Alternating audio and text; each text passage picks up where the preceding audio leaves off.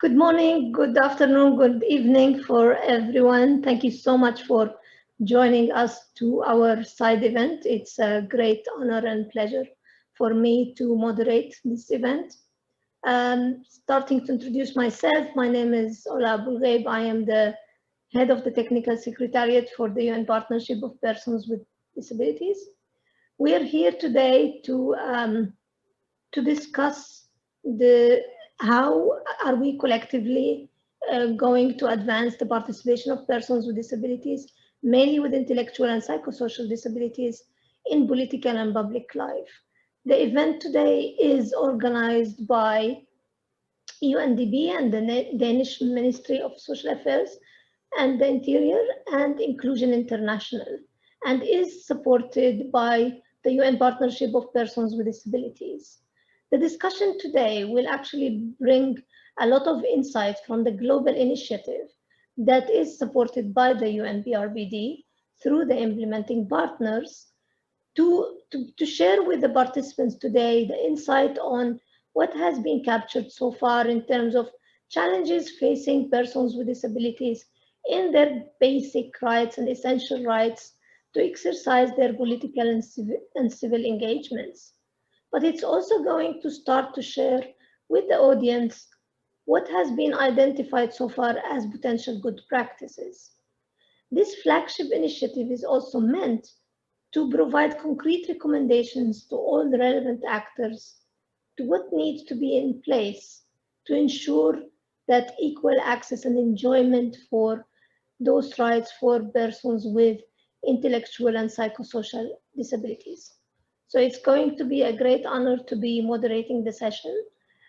Before we start, I would like to encourage participants who are in need for the card services to be able to access it. But if you have any challenges, please drop us a note on the chat box and we will be supporting you in that.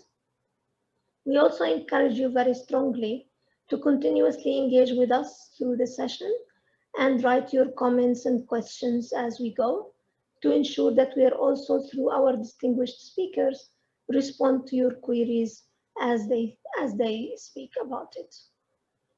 Without further ado, I'm going to start the session with introducing and welcoming Ms. Anita Hørby, the Head of Division for the Social Law and International Relations at the Danish Ministry of Social Affairs, to deliver her opening remarks. Anita, the floor is yours. Thank you so much, and good morning and a warm welcome to everyone joining this event. Also a warm welcome to our panelists. I'm so happy to be here with you, although virtually, since I am in Copenhagen, where it's afternoon. I would like to start by saying thank you to the UNDP, the UN Partnership for Promoting the Rights of Persons with Disabilities and Inclusion International, for taking this initiative to have a side event concerning the very important topic of advancing participation of persons with intellectual and psychosocial disabilities in political and public life. I look forward for the sharing of progress, challenges and opportunities in implementing Article 29 of the CRPD, which states the rights of persons with disabilities to participate in political and public life without discrimination and on an equal basis. Also, we look forward to hearing from the experts present today, especially on the preliminary findings and recommendations in the draft practitioner's guide. It is the responsibility of states to ensure that all citizens enjoy equal opportunities, including the right and opportunity to participate in public and political life. The topic of today's event is also important for Denmark, where inclusion is something that we value very highly. In Denmark, access to elections and voting for people deprived of their legal capacity is something that has been subject of discussions that has also led to a change in our legislation in Denmark. In 2019, the Danish Parliament adopted an amendment of the so-called Guardianship Act and introduced the possibility that a person can be partially deprived of their legal capacity instead of fully.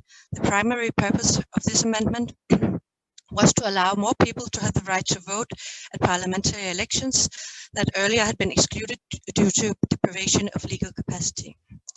And since 2016, people deprived of their legal capacity are also liable to vote and stand as candidates in municipal and regional elections, as well as in elections for the European Parliament.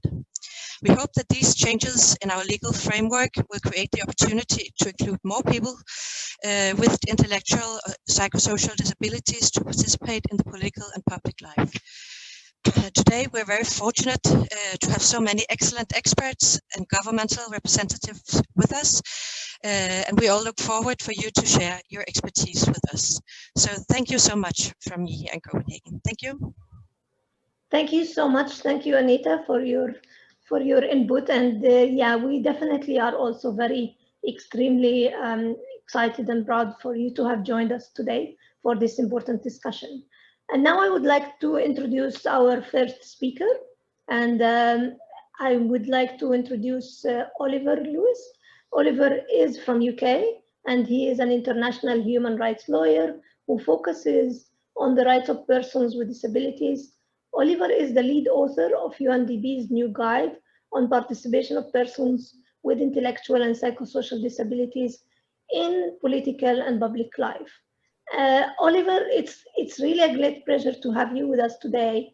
I'm really very keen for you to share with us what are your insights from the work in this project, and more broadly, what do you see we need to really focus on? Why it is important to specifically focus on the participation of persons with intellectual and psychosocial disabilities in electoral processes?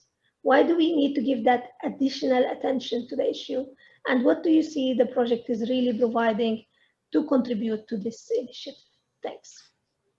Thank you so much, Ola, and good morning, good afternoon, wherever you are. Thank you, Ola, for the introduction and for setting out the questions that you'd like me to try and answer.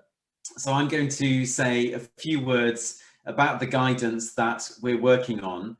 And essentially, the publication seeks to plug a gap between theory and practice and provide practical guidance to enhance the opportunities for people with intellectual disabilities and people with psychosocial disabilities to participate in democracy.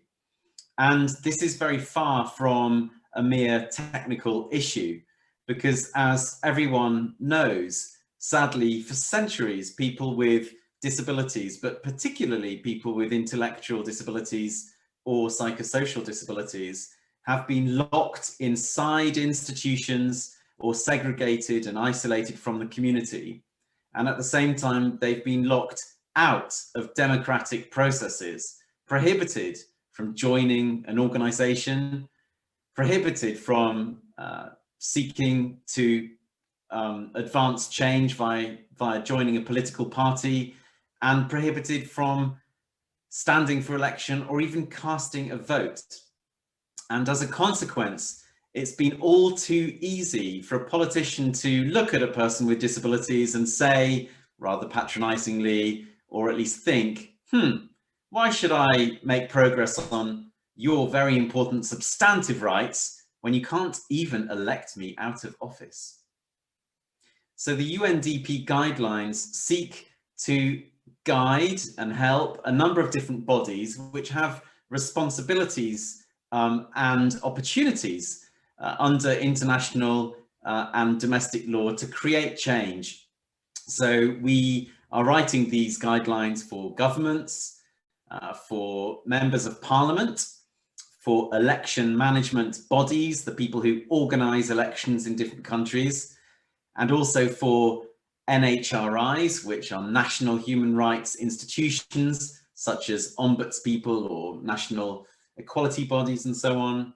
Also for election observation organizations, and of course for civil society, both domestic and international, and including organizations of people with disabilities, but also non-disability organizations such as sort of mainstream human rights or democracy organizations, which we think have an opportunity to step up and step into the disability rights field. The guidelines will also point out what international governmental organisations can do more of or better of, such as UNDP country offices. And the guidance will seek to enhance the knowledge base of all of those organisations and people by providing some practical steps that those people and organisations can take to make electoral processes more inclusive. And the guidance is going to be grounded in international human rights law, anchored within the CRPD and the concluding observations of the CRPD committee.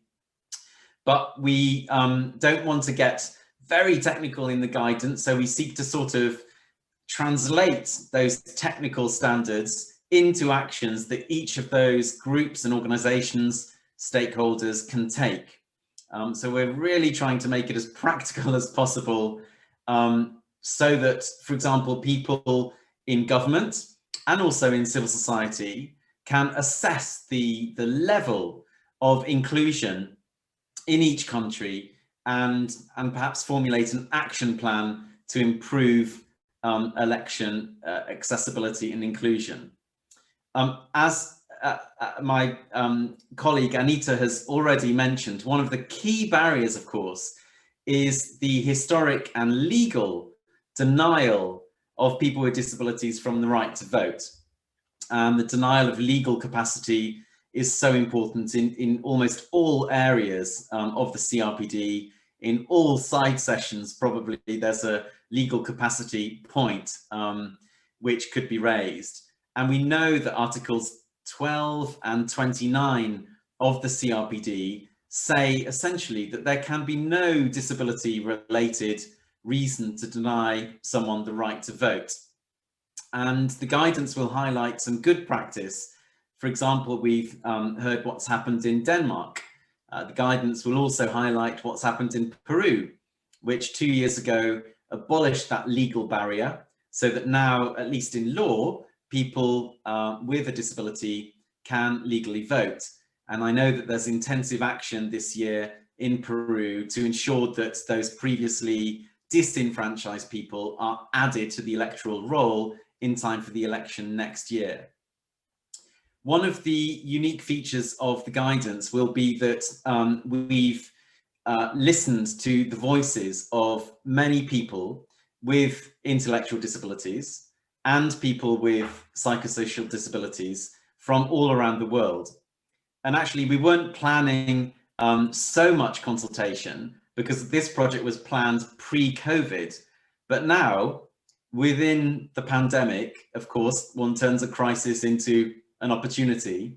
So we've held, and in the process of holding, focus groups in different countries. Some of those, where safe, have been in person and others have been remote.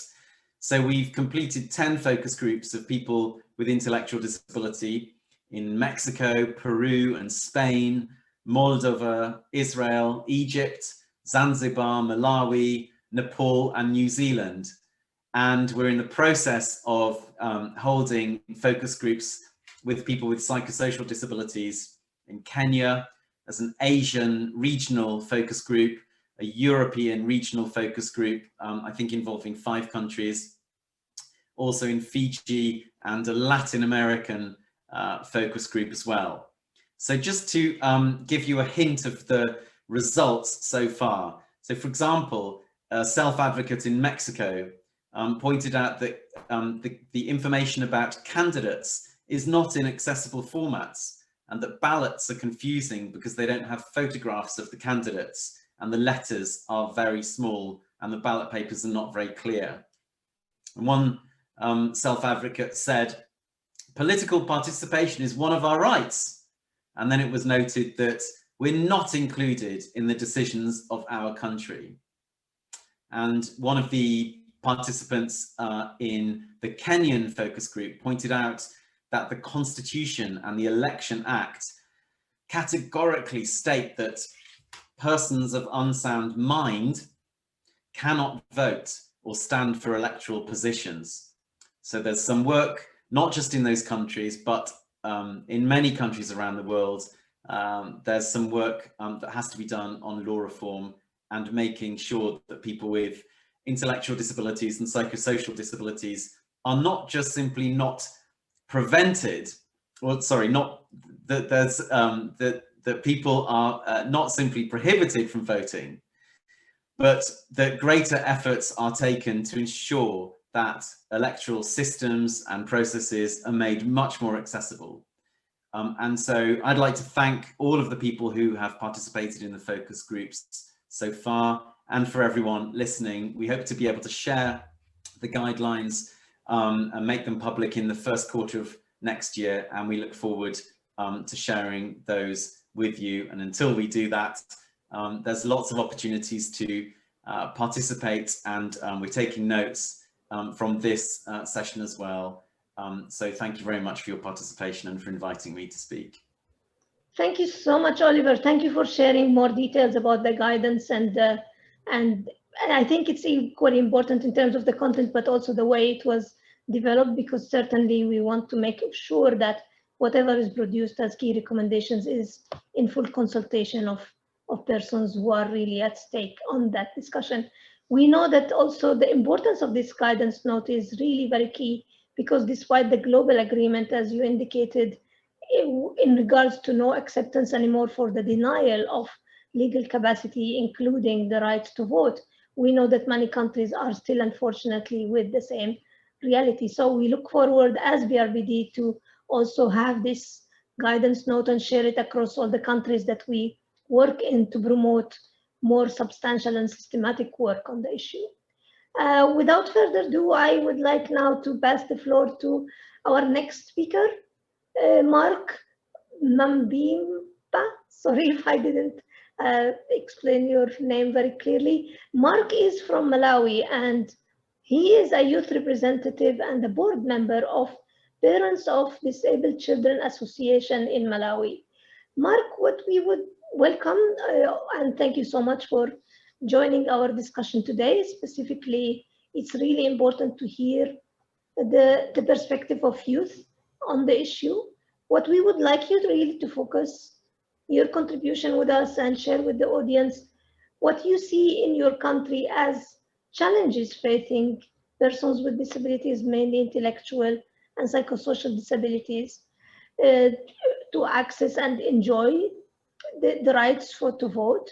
But also if you can share with us any potential good practices that are emerging in the country or based on your work within your organization that would be useful to the audience to know about. So Mark, the floor is yours. Thanks. Thank you very much. Good morning, good afternoon, and good evening. Hello everyone. My name is Mapemba. I'm from Malawi and I'm a self-advocate. Self-advocate is a person with an intellectual disability who speak up about their rights. I would like to speak today about the rights to political participation for people with intellectual disabilities.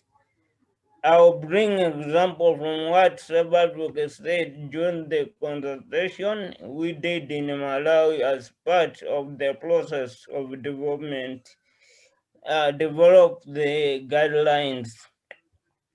People with intellectual disability are a group of people who are most often left behind and are not included in most of the areas of life, including in political life.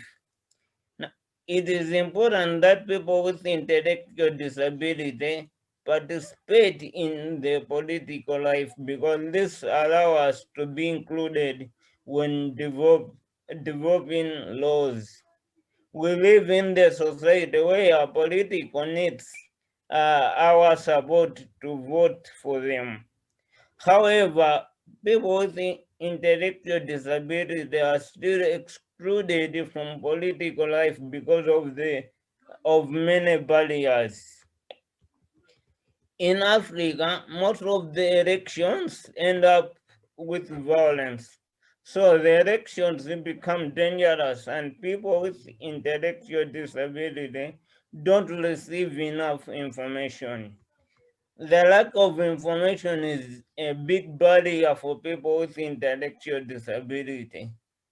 Often, information around the election are missing, and there is no awareness that target people with disabilities, even less for people with intellectual disabilities.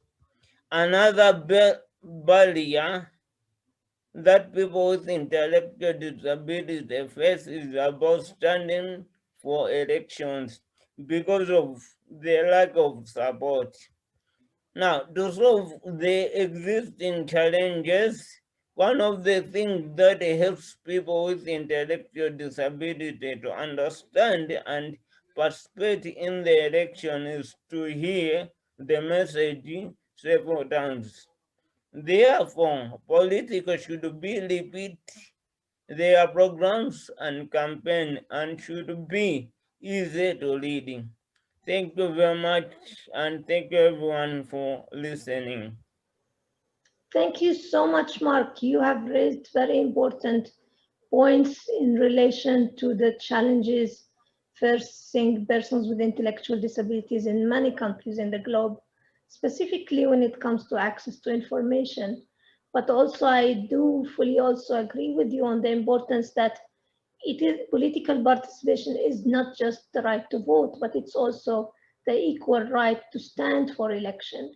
And these are key issues that we need to constantly remind ourselves of to ensure that messaging to governments and all relevant actors is about the both rights that needs to be experienced by all citizens, including persons with intellectual disabilities. So thank you again, Mark, for your contribution, and we look forward to continue engaging with your organization on this project and beyond in the future.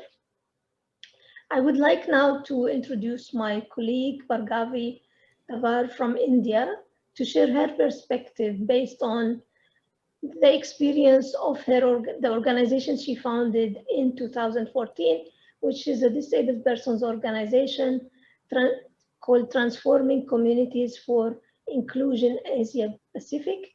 And the main focus of the organization is to advocate for deinstitutionalization and advocate for the rights to live independently in communities.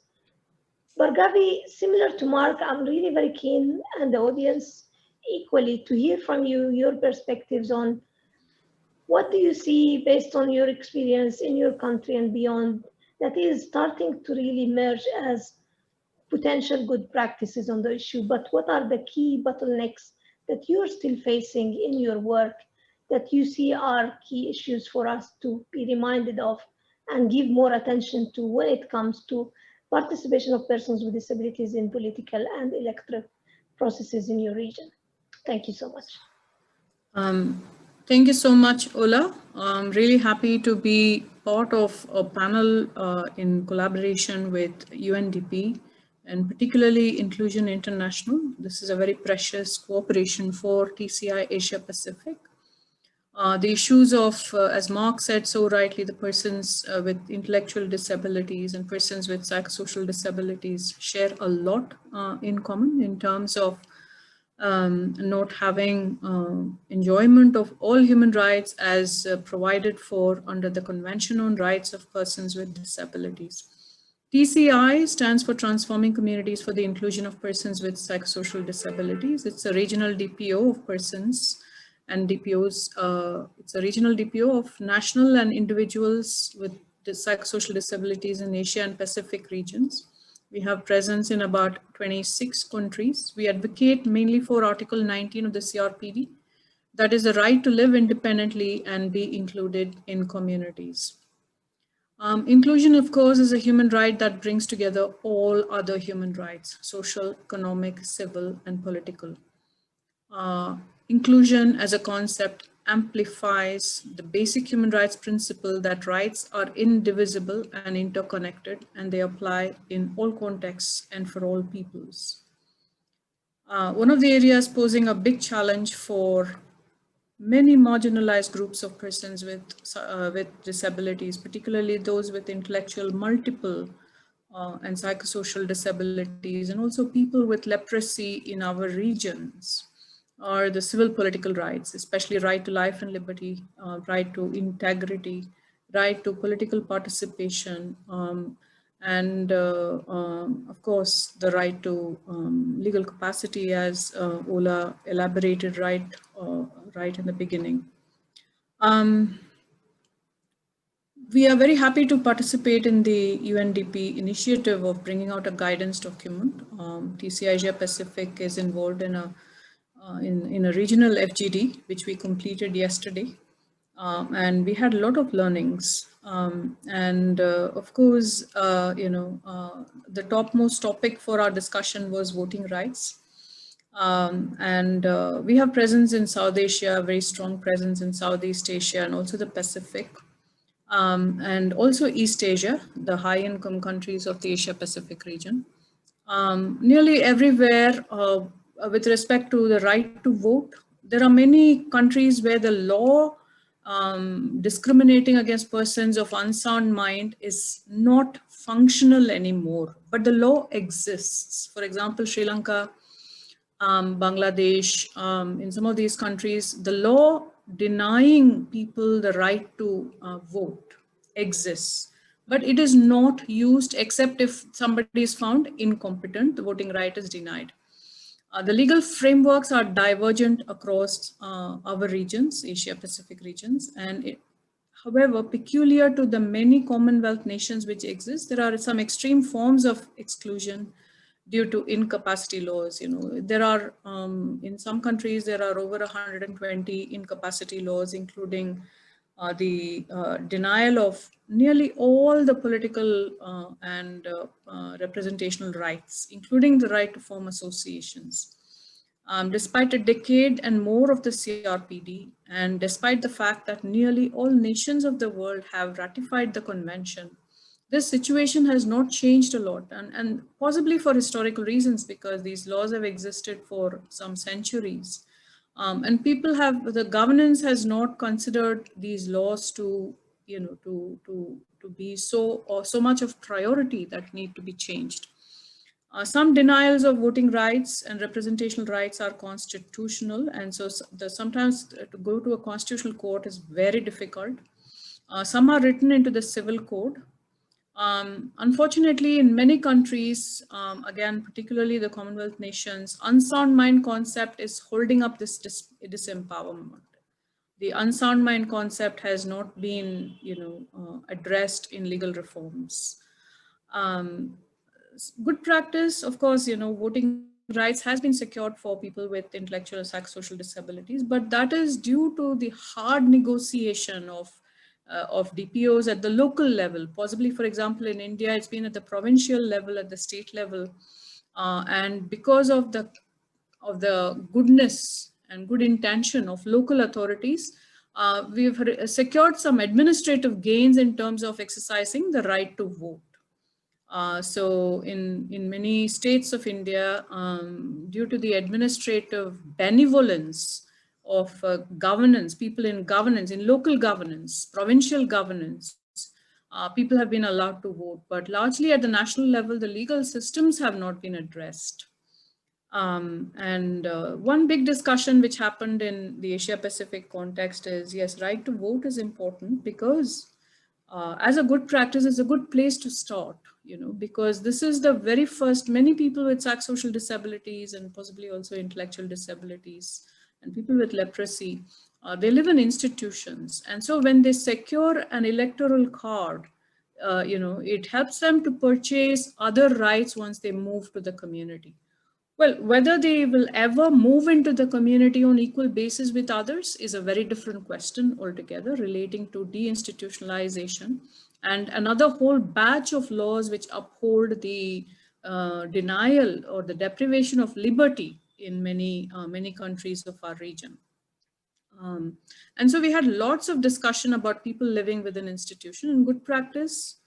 Many places in the Asia-Pacific region, for example, Indonesia, Sri Lanka, India, people have secured the voting right for people living within institutions. Once you have the voting right, then you can get, for example, the national identity card, and then you can open a bank account, and then so on and so forth. One big challenge here is the fact that the address proof, which is there in the electoral card, is that of the mental hospital. So it actually acts as a barrier. Once you step out of the institution and say you want to live freely in the community, you know, in India, for example, there is a deinstitutionalization project. They are not able to show the electoral card because it then stigmatizes them in the local community where they may seek housing. They won't get their housing, the bank won't allow opening of account, all of that. So the gains are, you know, mixed. And I think it's really important to take this message that being in an institution, you cannot address the voting rights issue without also addressing issues about deinstitutionalization. In some countries, some of these laws are written into the constitution. You know, in some countries, DPOs are looking at constitutional restitution of the right to vote and right to representation. The other big topic which came up for us in the discussion is the right to form independent association is denied by law in many countries. So you might have a electoral card, but you cannot form associate. You can't form a DPO in many countries which have the old laws relating to the Representation Act is still very valid in many countries. Again, coming from a Commonwealth context, and therefore people are not able to come together to advocate for rights, because that right to join together and advocate for public life is denied. Finally, the right to hold public office, to right to stand in elections, to right to be part of governance councils, committees, board, all of this is also denied. And I think those are really important issues to also address. So it's not just the right to vote, but a whole basket of laws of incapacity which are upholding and regulating the deprivation of a whole range of rights, which will really make people with psychosocial disabilities, more politically active and more politically vibrant. And this is the case with a number of marginalized groups, intellectual disabilities, people with leprosy, and people with multiple disabilities. Sometimes also the deaf in our region. So thank you so much for this hearing, and looking forward very much to the guidance document and hope to contribute further in its unfolding. Thank you so much. Thank you so much, Bhargavi. You have brought a lot of very important points to our attention, specifically that we need to recognize that there is a key importance, and of course, that is one probably of the main reasons that the convention made strong connection between civic and political rights and socio and economic rights. So we can't really focus the attention only on the socio and economic rights, because we believe these are the essential for persons with disabilities. We have to give that equal recognition for the importance of both to be enjoyed at national and local level. You also brought our attention to the importance of the role of the advocacy of organizations of persons with disabilities and self-advocates to make a difference, specifically at local level. So we shouldn't ignore the fact that a lot when it comes to working on political life is happening at local level. So even though it's important to focus at national level, we need to have this equal recognition and connection between national and local DBOs to make that reality happen for persons with disabilities. Because sometimes it starts with small steps, but it really transcends to much of a bigger rights that are more sustained in legal frameworks. You also brought our attention to the importance of realizing that despite the fact that we are more than 13 years from the adoption of the convention, many countries are still left with the old traditional legal frameworks. So even if there are some emerging promising reforms in laws, still there is this connection between the different legal frameworks taking place in the country, which in many cases undermines the rights for persons with intellectual psychosocial disabilities to enjoy their full rights in communities. And that's something we should always keep in mind when we are focusing on the change and attention on that level at country level. And lastly, and I think we should also make sure that deinstitutionalization is, of course, a must, but still in many countries, it's still, unfortunately, a reality. And that is something that needs to be grouped by all the disability movement and relevant actors to change that reality soon, because we can't really wait anymore for that, because it is one of the key cause of exclusion and preventing persons with disabilities to enjoy their rights. So thanks again for your input. And now I would like to give the floor to our next speaker, Sif Holst. Sif is from Denmark, and he has been since 2015 the vice chair of Disabled Persons Organization Denmark. Sif, we would also, equally to other participants, we are very keen to hear from you, based on your experience in your country, what you have seen are the main challenges facing persons with intellectual and psychosocial disabilities enjoying their political and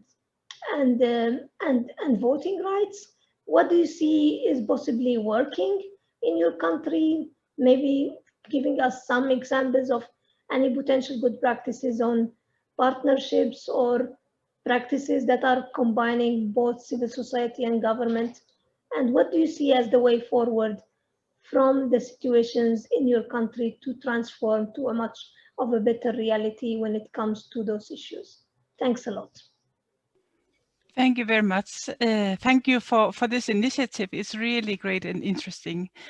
Let me see if I can share my screen. Yes, I think you can see my screen now. A bit about the importance of participation. It's really, as I see it, a precondition to be included in society. And participation in political and public life is really a core to our democracy. So if we cannot participate, how can we be fully included if we don't have the chance to speak, to vote? You know, again, why should people listen to us? We have some really important words in the CRPD guaranteeing persons with disabilities political rights and opportunity to enjoy them on equal basis with others, including the right and opportunity for persons with disabilities to vote and be elected. But we also have some universal declaration of the human rights, which has some of the same points. Everyone has the right to take part in government of his own country directly or through freely chosen representatives. And what is also important, and unfortunately is an issue today, is that everyone has the right to life, to liberty, and to security of persons. I hear too many stories from around the world where people do not only have an issue getting the right to vote and to stand as a candidate, but when they do, it's a risk. You risk maybe being beaten, you risk being persecuted. In Denmark, you don't have that same risk, but you still risk that maybe some of the social benefits you're given, maybe some of the help is taken away, because when you can be a candidate, then we can just, you know, you don't need any social support because you can be a candidate. So we really have to be aware also of the persons risk when they are standing as a candidate, participating in democracy. Just some very short, because Anita Hørby mentioned it, the Danish constitution is of 1849. I have included a photo of the constitution, but also a photo from a painting at that time. And those of you who can see it will see it. It's a room full of white men, very neatly dressed. And that was because, as in many other countries, the democracy was the right to vote for men who were above 40, who had their own household, and who did not receive any poverty benefit. So it excluded women, servants, poor, insolvent, criminals, fools, and foreigners. All those persons did not have the right to vote. So gradually, this has been changed. In 1915, women and servants were included in the right to vote. And in 2018, it was decided that people on the guardianship can apply for a change in full to partial guardianship in order to achieve the right to vote. It's not perfect yet, but it has become much better. I'm a member of the European Economic and Social Committee, and we did this information report, I think 1.5 years ago, and it really shows that we have some issues. In each of the 27 EU countries, there are laws or organizational arrangements which include some voters with disabilities from participating in European Parliament elections, which was the report was on this topic.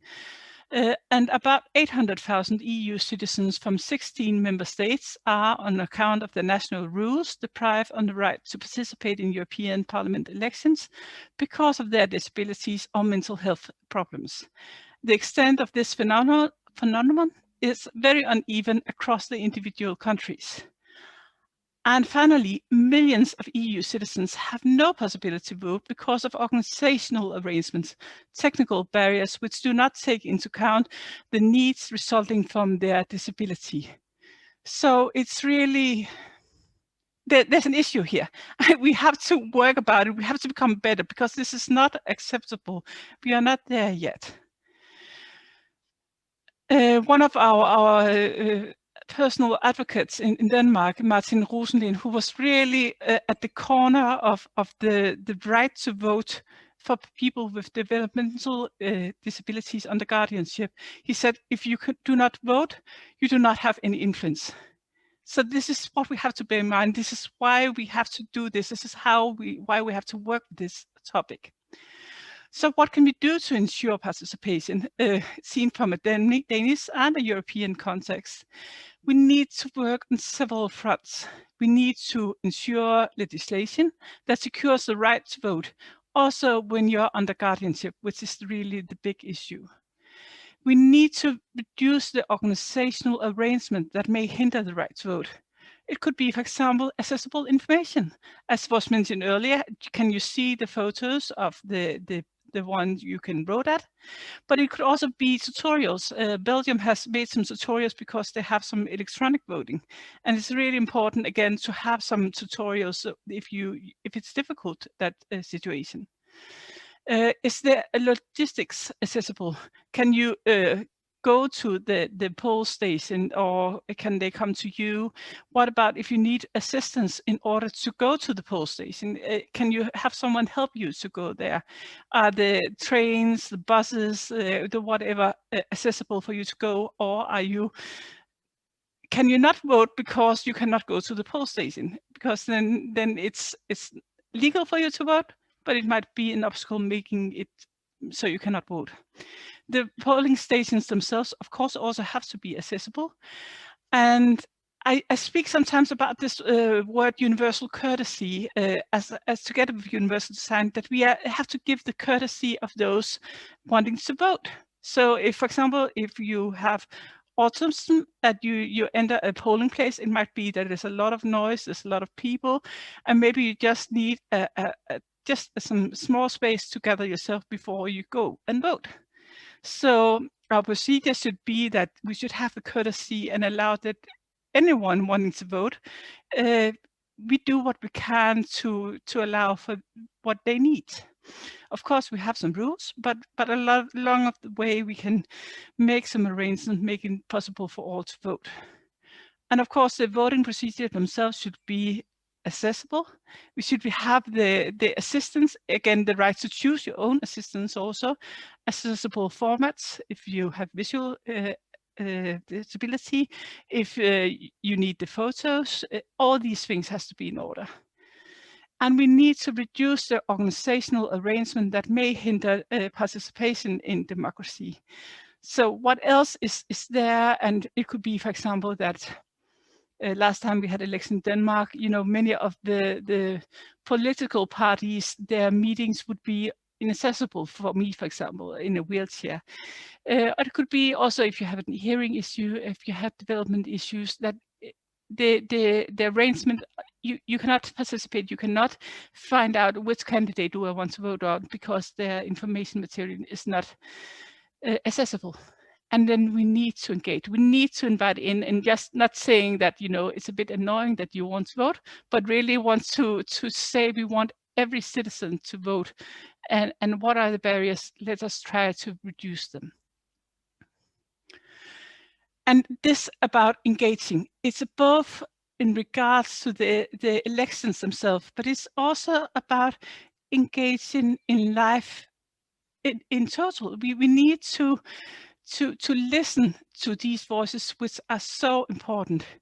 And it could be besides the elections themselves, it could be other agendas you want to take part of. I have included a photo of a young man called Martin, and he's really engaged in recycling. This is what he really wants to do something about. And the place where he lived, a center called Livskraft, Life Force, if you translate it, they have a policy of trying to support those living there in doing what they want to do and achieving their dreams. And they found out that he wanted this recycling and focused on books. So they helped him make a cupboard for books, which is placed in a nearby the facility in the forest. So they both have books from that place, but also all of the local community can come there and exchange books. And it's really been something for the local community as a whole, but also for those people living at the Livskraft who really also take great pride in this. And it's important to be able to engage and to acknowledge the importance and how much it has been giving that Morten has this idea. It has really contributed to the local society. And it's also about participating in debate, the chance to join groups and organizations, and also, of course, taking part in the formal process of politics, voting, joining political parties, and standing for elections. But all of it is important, because if you are shut down with the idea, what can I do to recycle more? How can you engage yourself also in local politics if no one wants to hear your voice and what you can contribute with? So we need to engage on all levels.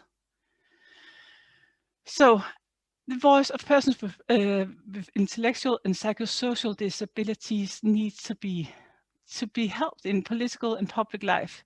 So we need to have the strong disability organizations, because they can help empower, they can help fight for the rights. Their DPO for people with developmental disability has been so important with the fight for better rules regarding guardianship in Denmark.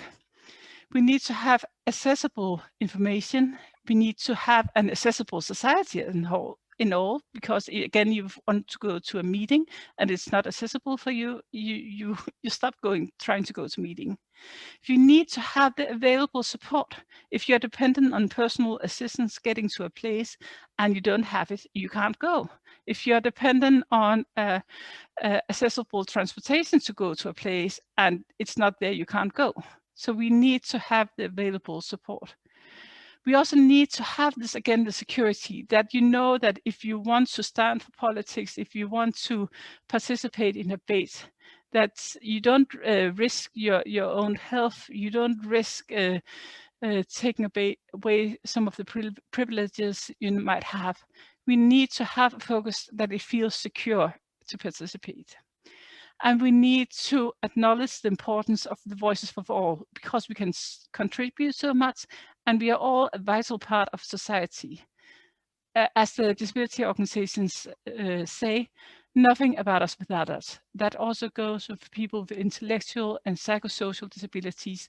They are really an important voice, and we need to help secure and remove the barriers which are there. So that was all for me. Thank you for listening.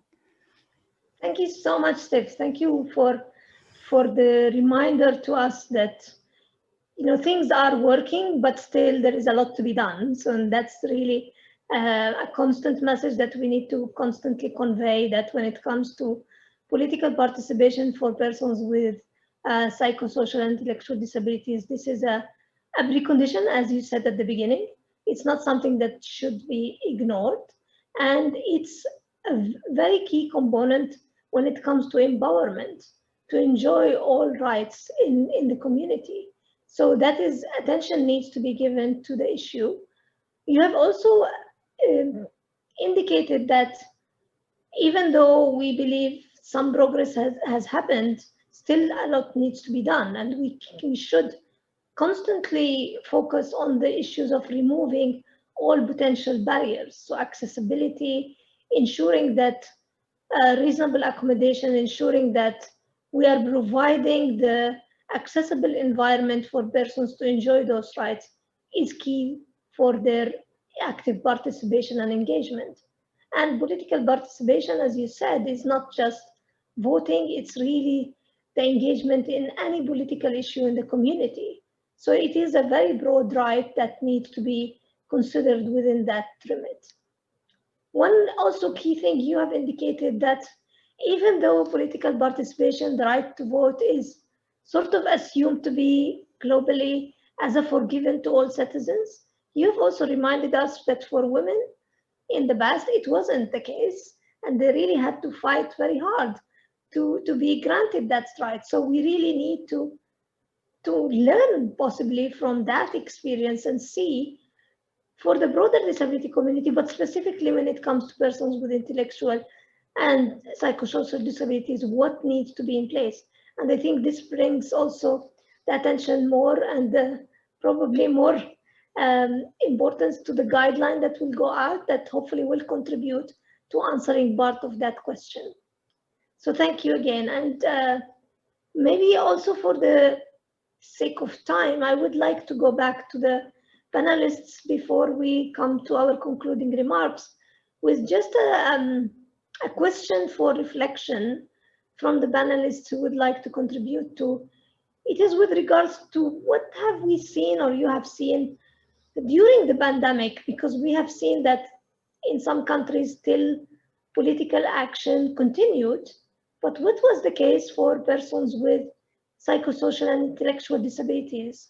Are there additional huge concerns that we need to pay more attention to, or any learning that we can bring to the recovery plans of the countries transitioning to what can be called the new normal or back to normal? So it would be interesting to hear from your thoughts in your daily work, what you have seen in practice. So who would like to start? Bhargavi, I can see you. Yeah, I can go, Ola. Thank you so much for this question. In India, what we've seen is that the trend to institutionalize has increased a lot for persons with disabilities in general, and persons with intellectual and psychosocial disabilities in particular.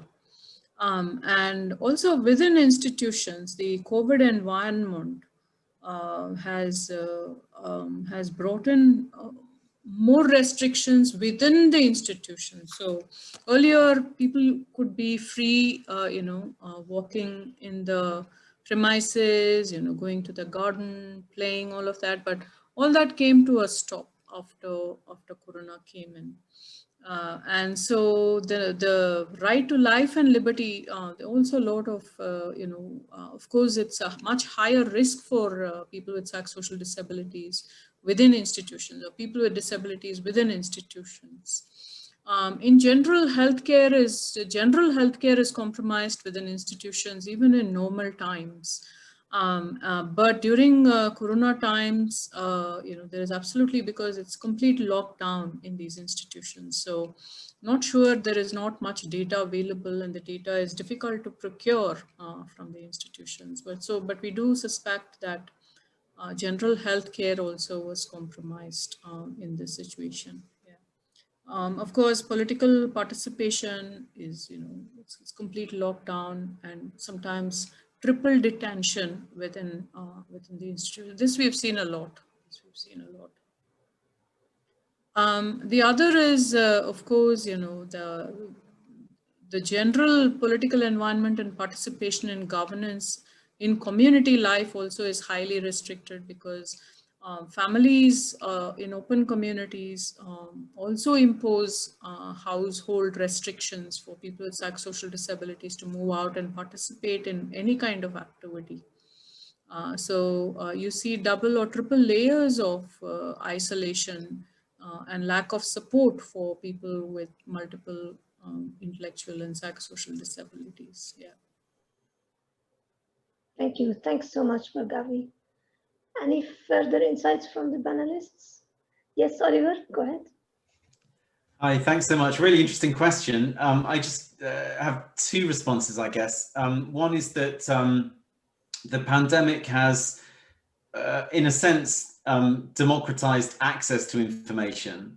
So in principle, at least, it's easier now in many countries to have access to information. Of course, there's the danger of fake news and all of that, but also easier to participate in meetings with politicians, other elected officials. People don't have to travel. We're all sitting here in our homes, presumably participating in this. We don't have to travel to New York. And it's also jolted institutions such as the United Nations, but also universities, companies, law firms, whatever, jolted those organizations in getting digital. So I think a year ago it would have been not standard to have all side events at cost, just using that as an example, to be live streamed and for people to participate in them.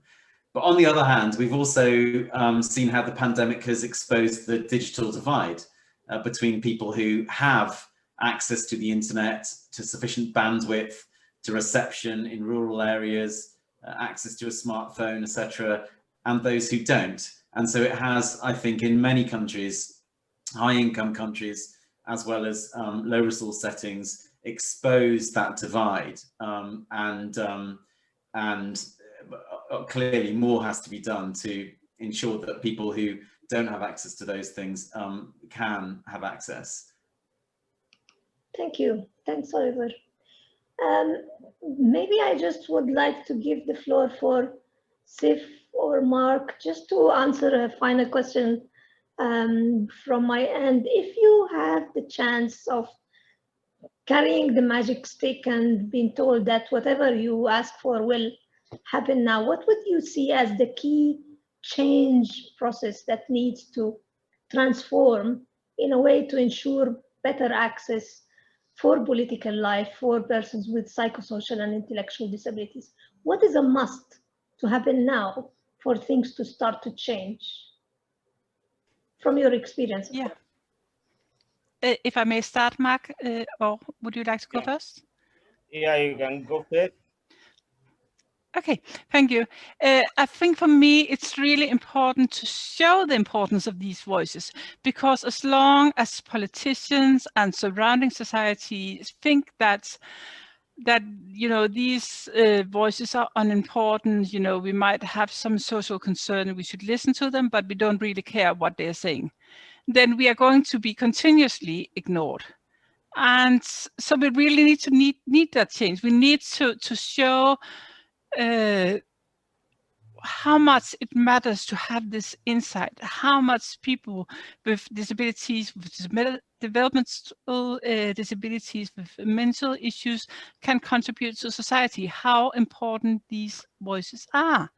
And that would really be my, and that's why we need the magic stick, because it's difficult to make that change. But I think you know, helping empower persons with disabilities, helping them become stronger voices, it's part of the process. It's going to take time. It's going to be difficult. But if I had a magic stick, that was what I was going to do, because I think that if you see the importance of this, it's going to be much easier to try to deal with some of the other barriers. But as long as people think that these people don't care, they don't mind, it's not important, then you don't want to do something about the difficulties that are there. Thank you. Thanks so much. Thank you. Mark, I now give you the floor, but first I would like also to recognize that in terms of Mark's contribution or acknowledgement, he has also been recently given the appointment of the Vice President of Inclusion International. Apologies for the oversight on that. So I give you now the floor to give us what you believe is a magic bullet for things to start to change. I think as far as I understand here in Africa, I think my magic stick can be on making change the mindset of the people, because all these barriers, they are coming because the people that they are creating these barriers of not letting us to be part of political issues, on not let us participate in voting and other areas. So if the magic stick is to change the mindset of the people in the community, in our government, in politicians, I think they can accommodate us, because they will be thinking as we are thinking, and they will agree on what we want us to achieve, or to have good environment for each and everyone. So the mindset is the big barrier for us, because we can't convince them. So my magic stick working on their mindset. Thank you so much, Thank you. Mark.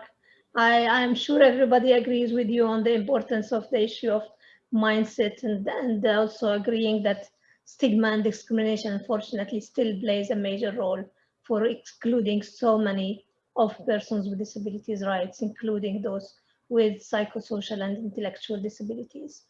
Now I would like to give the floor to our colleague Gaël Martin-Micallef, who's the Administrative Officer at the Elections and Political Party Division, the Secretariat of the Venice Commission at the Council of Europe, to deliver the closing remarks to our session.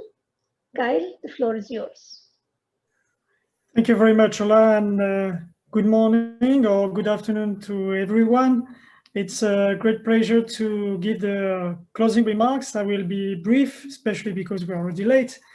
And first of all, I would like to thank the UNDP and the organizations accompanying this initiative. I think it's very important to maintain these side events despite the sanitary situation all around the world. I will not paraphrase, but I will go back to a few key, what I would consider key elements all along the discussion we had during this side event. First of all, there was this presentation from Steve Holst presenting the international instruments. So I will not go back to this because of the time constraints, but for sure the CRPD was probably the cornerstone to recognize still the existing barriers regarding rights of people with disabilities, whatever the disabilities, but we focused on intellectual and psychosocial disabilities. This discussion also showed the still huge barriers, both in law and in practice, regarding the participation in public life, and especially in political life, and even more especially in electoral processes of people with intellectual and psychosocial disabilities. Regarding the instruments, I will also mention the acquis, or let's say the instruments developed by the Council of Europe in its capacity of intergovernmental regional organization. And especially a few recommendations from our executive body, the Committee of Ministers, in this respect. And based on the CRPD acquis, and with the aim of achieving full participation of people with disabilities through universal design. Bhargavi said that among other interesting elements, that there are still laws denying participation of people with disabilities in political life, despite often not being implemented in practice. But at the same time, despite ratifications by those countries of international instruments, and especially the UN Convention. Steve Holst mentioned the technical barriers, preventing people with intellectual and psychosocial disabilities from voting in election despite laws allowing it. So here again, we can see this, the gap between law and practice. Either the law misses relevant provisions, or practice does not give enough, let's say, insurance, or public authorities are not enough involved in the implementation of existing laws, existing provisions, promoting participation of people with intellectual and psychosocial disabilities in political life. So what could be the possible improvements, possible recommendations?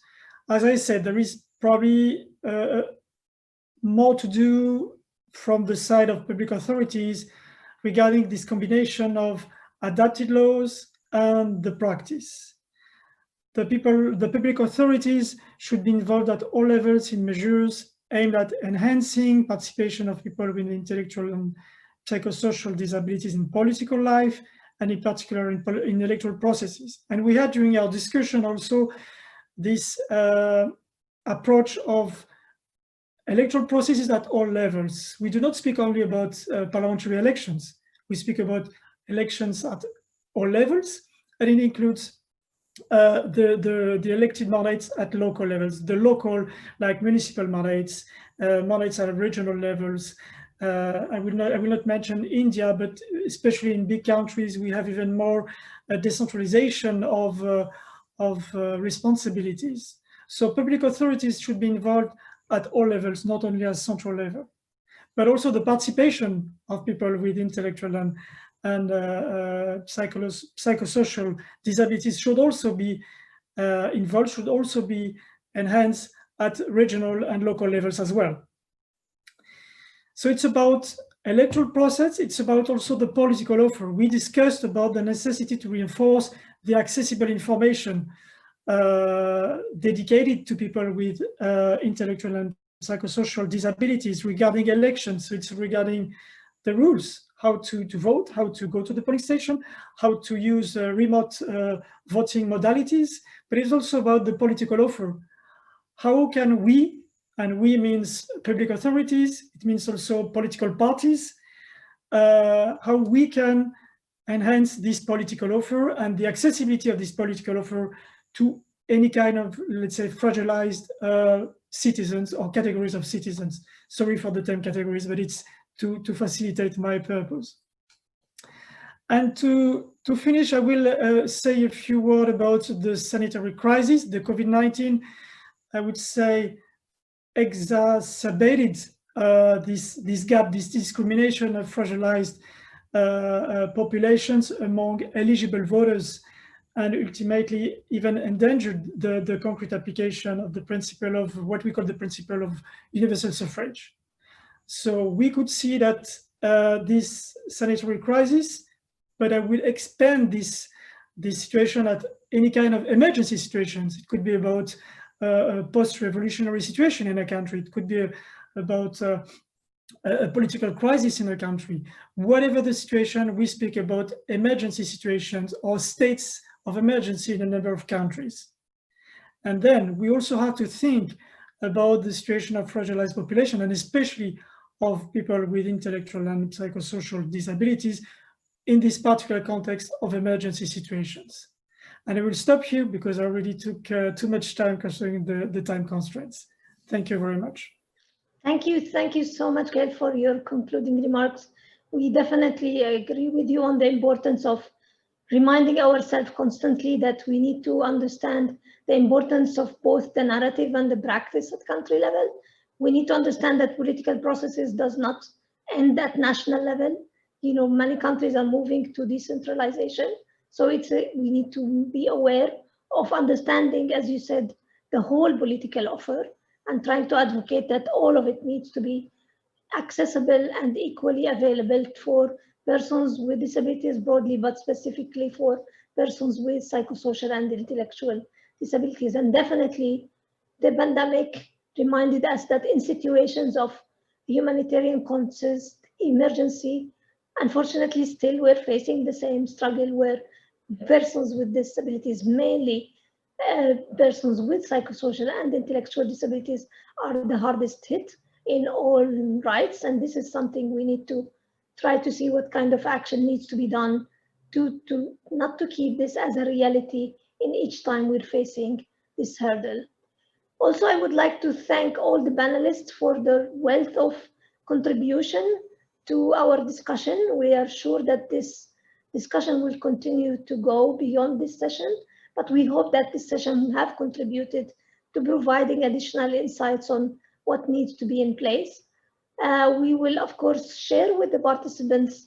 We will keep the list of participants and share with you more information in terms of the guidance note, etc. So feel free also to reach to our colleagues in UNDP and the implementing partners, and for the Secretariat of the UN Partnership of Persons with Disabilities, we would be more than happy to provide any information as needed. So thanks again for everybody to be with us today, and we wish you a very nice day, evening, or afternoon. Goodbye, thank you. Thank you so much, Ola, and thanks to everyone. Have a good evening. Thank you, goodbye. Bye-bye.